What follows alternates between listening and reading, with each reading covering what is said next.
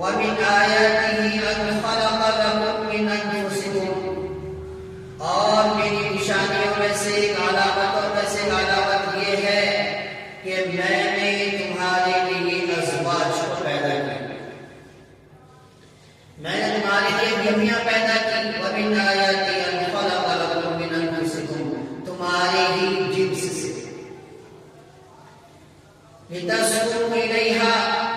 تاکہ تم اس کے ساتھ مل کر رہ کر سکون حاصل کرو۔ وجعل بینکم مودۃ ورحمۃ، اور تمہارے درمیان میں رحم دلی کو پیدا کیا اور محبت کو پیدا کیا۔ محبت ایسی کہ اگر عورت اپنی زندگی میں شوہر کے انتقال کی خبر سن لے تو اس کی زندگی ایک مرے ہوئے انسان کی طرح ہو جاتی ہے۔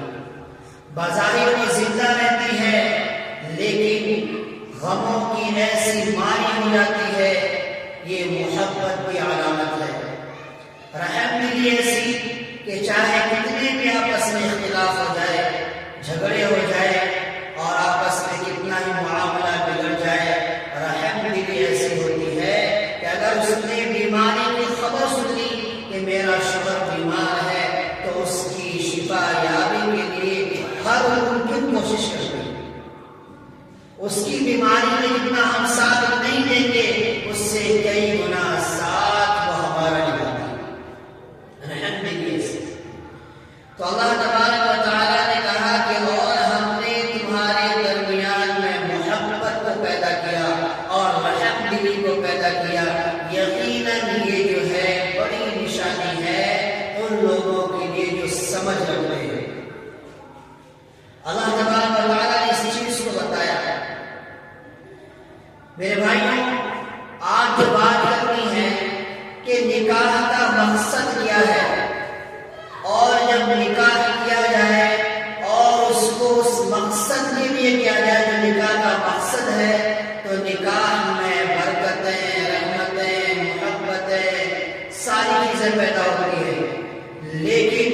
اگر نکاح کا مقصد غلط ہو جائے تو پھر اس میں بگاڑ اور پھر اس میں نفرتیں، عداوتوں کا جنم ہوتا ہے۔ حضرت انس رضی اللہ تعالیٰ عنہ سے روایت ہے، حضرت انس رضی اللہ تعالیٰ عنہ نے فرمایا وَمَن تَزَوَّجَ امْرَأَةً لِعِزِّهَا لَمْ يَزِدْهُ اللَّهُ إِلَّا ذِلًّا،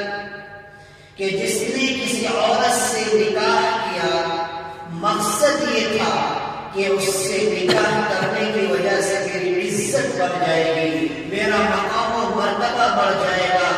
دوسرا کیا بھی مقصد نہیں تھا، تو اللہ تبارک و تعالیٰ نے فرمایا۔ حضرت انس رضی اللہ تعالیٰ عنہ روایت فرماتے ہیں کہ آپ صلی اللہ علیہ وسلم نے فرمایا کہ اللہ تبارک و تعالیٰ اسے ذلت میں اضافہ کرے گا۔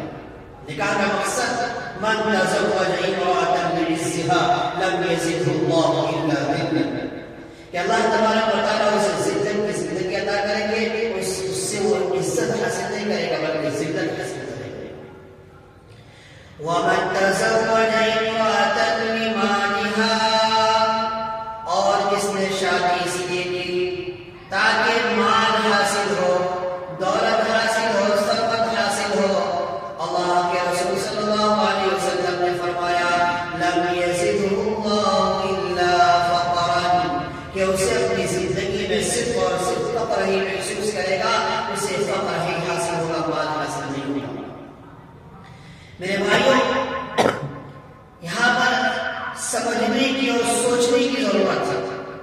کہ آپ صلی اللہ علیہ وسلم نے فرمایا من تزوج امرأة لمالها لم يزده الله إلا فقرا۔ اب مال حاصل کرنے کے دو طریقے ہیں نکاح میں۔ ایک نکاح میں مال حاصل کرنے کا طریقہ یہ ہے کہ جس لڑکی سے ہم نکاح کر رہے ہیں ہم ان کے گھر والوں سے ڈیمانڈ کریں I am an engineer, I am a pilot, I am a doctor, I am a IAS officer, I am an IPS officer، ایسا ڈیمانڈ کرنا کہ میں سنوں میں IAS officer ہوں، میں IPS officer ہوں، میں انجینئر ہوں، میں فلاں ہوں، لہذا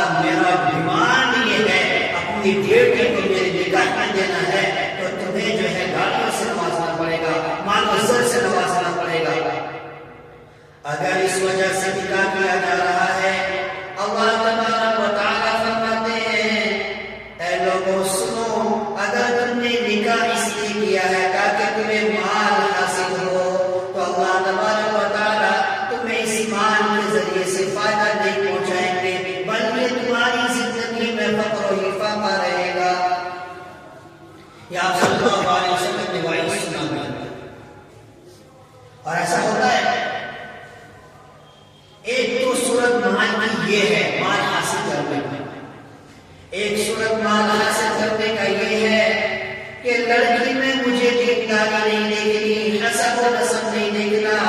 مجھے یہ دیکھنا ہے کہ میں جس لڑکی کو اپنی زندگی میں لا رہا ہوں وہ اپنی زندگی میں اپنے خرچے کو خود کھا سکتی ہے یا نہیں کھا سکتی، یا وہ خود مال کمانے والی ہے کہ نہیں۔ یہ بھی ہوتا ہے، ایک تو یہ ماں باپ سے حاصل کرنا،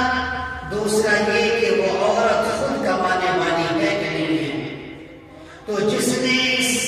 لالچ میں نکاح کیا کہ جس سے میں نکاح کر رہا ہوں وہ لڑکی جو ہے مال کمانے والی ہے، مجھے کمانے کی ضرورت نہیں، وہ مال کمانے والی ہے، تو اللہ تبارک و تعالیٰ فرماتے ہیں اے لوگوں سنو کہ اس مال سے تمہیں کوئی فائدہ نہیں پہنچے گا، بلکہ فقر کی زندگی ہم تمہیں عطا کریں گے، ثروت میں اضافہ نہیں کریں گے، فقر میں ہم تمہاری زندگی میں اضافہ کر دیں گے، فقر کا اضافہ کر دیں گے۔ آگے پھر فرمایا وَمَن تَزَوَّجَ امْرَأَةً لِحَسَبِهَا، اور اس نے کسی عورت سے نکاح کیا، کسی لڑکی سے نکاح کیا تاکہ حسب و نسب بڑھ جائے، حسب و نسب کے لیے کہ نہیں میرے گروہ کے سب سے اعلیٰ کوالٹی کے خاندان میں اگر میں نے نکاح کیا تو میرا حسب و نسب ان سے جڑ جائے گا، میرا مقام و مرتبہ بڑھ جائے گا اور میں اس علاقے کا بڑے گھرانے کے داماد کہلاؤں گا۔ تو اللہ تبارک و تعالیٰ نے فرمایا، آپ صلی اللہ علیہ وسلم نے فرمایا لم یزدہ اللہ الا دناءۃ، بلکہ یہ حسب و نسب تجھے اونچا مقام عطا نہیں کرے گا بلکہ تیری بدنصیبی ہوگی، اگر نکاح کا مقصد یہ ہے۔ اور پھر آپ صلی اللہ علیہ وسلم نے فرمایا وَمَن تَزَوَّجَ امْرَأَةً، اور جس نے نکاح کیا اس نیت سے لم يردها إلا أن يغض بصره، کہ میں نکاح کر رہا ہوں تاکہ میں اپنی نگاہوں کو نیچے رکھوں، وَيَحْسُنَ فَرْجَهُ، تاکہ اپنی شرمگاہوں کی حفاظت کروں۔ اللہ تبارک و تعالیٰ فرماتے ہیں بارک اللہ فیہ وبارک اللہ لہا فیہا، اللہ تبارک و تعالیٰ فرماتے ہیں ایسے جوڑے میں مرد میں بھی اللہ برکت عطا فرماتے ہیں اور اللہ تبارک و تعالیٰ عورت میں بھی برکت عطا فرماتے ہیں۔ تو اللہ تبارک و تعالیٰ ہم تمام کو نکاح کی اصل مقصد کی وجہ سے نکاح کرنے کی توفیق نصیب فرمائے۔ محترم سامعین، نکاح کا مقصد یہ کہ انسان اس نکاح سے یہ ارادہ کرے تاکہ میں اپنی نگاہوں کو کنٹرول میں کروں، اپنی نگاہوں کو جھکا کر چلوں، اپنے شرم